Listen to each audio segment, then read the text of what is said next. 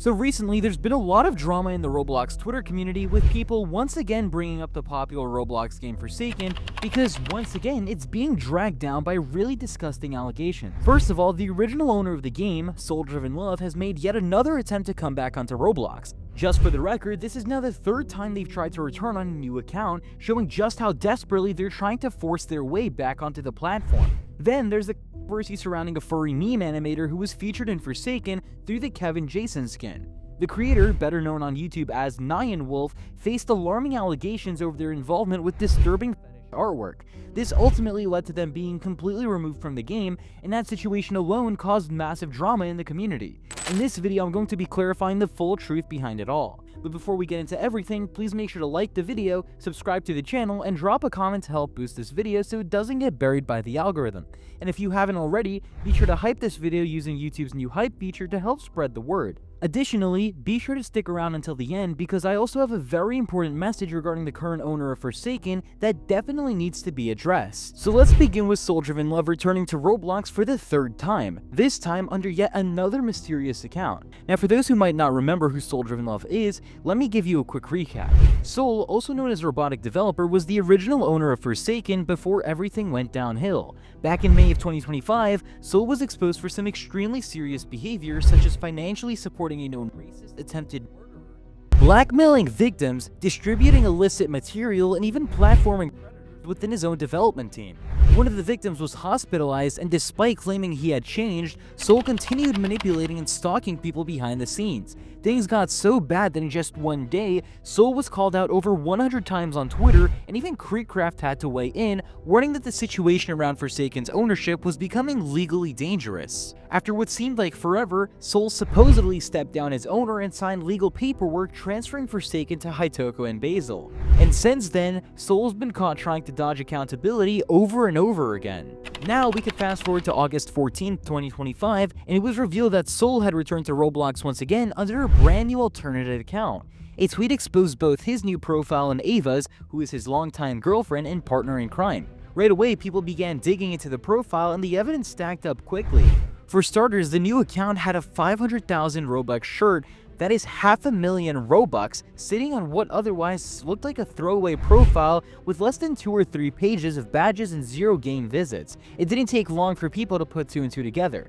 This was Soul funneling funds into an alt account instead of compensating anyone he had wronged. Then came the friends list. At first, the account was connected to several of Soul's known associates, the same people he's been called out before for associating with. But when the screenshots started spreading, those friends were suddenly unfriended in an obvious attempt to make the account look normal. This exact pattern, friending the same group then purging them once exposed, is something Soul has done on every account that he's been caught using. The account's history also doesn't add up. It looks like a bot account, which only made Soul's attempts to cover Shrek's even more suspicious. Meanwhile, Ava was caught making the exact same style of avatar she's been known for, doubling down on the idea that both of them were back on the platform, carrying on like nothing had ever happened. And when the account started gaining traction online, Soul panicked, and according to the follow-up posts, he privated his inventory the moment the thread went viral, pretty much confirming that he had something to hide. Not long after that, the account was deactivated entirely, as if he thought he could just run away from the evidence. But here's the odd part, if you look at the account right now, it's active again. Soul didn't just leave Roblox, he's still here, and trying to make things worse actually. He's treating this entire situation like a joke. He even changed his display name to GG, which is short for good game. Instead of taking accountability or disappearing like he promised, he's mocking the community and acting like getting caught for the third time is just entertainment. When you put it all together, the Robux transfers, the recycled avatars, and the friends list purge, the inventory wipe, the fake deactivation, the mocking display name, paints a pretty clear picture that SoulDrivenLove isn't going to change, and he isn't here to make any amends. He wants to play games with the community to dodge responsibility and to sneak back onto Roblox no matter how many times he's exposed. And the most disturbing part, this all came out nearly a month ago, but because the Schlep situation was dominating the community at the time, Soul's return went almost immediately unnoticed and it was swept under the rug. But make no mistake, SoulDrivenLove is back and his presence is once again dragging Forsaken's reputation through the mud. Now let's move on to the next major controversy connected to Forsaken, the situation with Nyanwolf. For anyone who doesn't know, Nyanwolf is a furry meme animator best known for his viral Don't Touch My Pizza video, and he later on got featured in Forsaken through the Kevin Jason skin. That skin was a full collaboration. It had its own custom chase music, intro and outro, so this wasn't just some throwaway add-on. It was a significant inclusion, but not long after, the developers suddenly pulled Kevin away from the game and issued refunds without ever reintroducing it. At the time, nobody knew why, but now we do.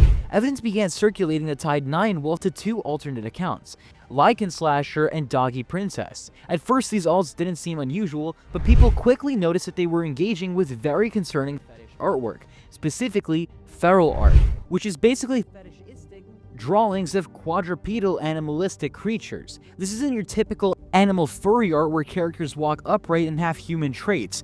This content was designed to look like actual animals, often mixed with inflation and fart fetishes. Someone actually confronted him on this directly, pointing out the issue. They basically said, "You're a cool guy, but why are you replying to shit on your Blue Sky account that's basically feral?" To which Nyanwolf admitted under his alt account, saying, "My bad, I didn't fully realize it was that type of thing." When they were further pressed, they responded with another excuse saying, "My fault, I was scrolling on liking stuff way too fast without fully checking it to curate my feed. I'll be more careful though." And they later on doubled down by saying, "I don't know, I'm just really high and tend to mass like stuff on my Discover page a lot without thinking.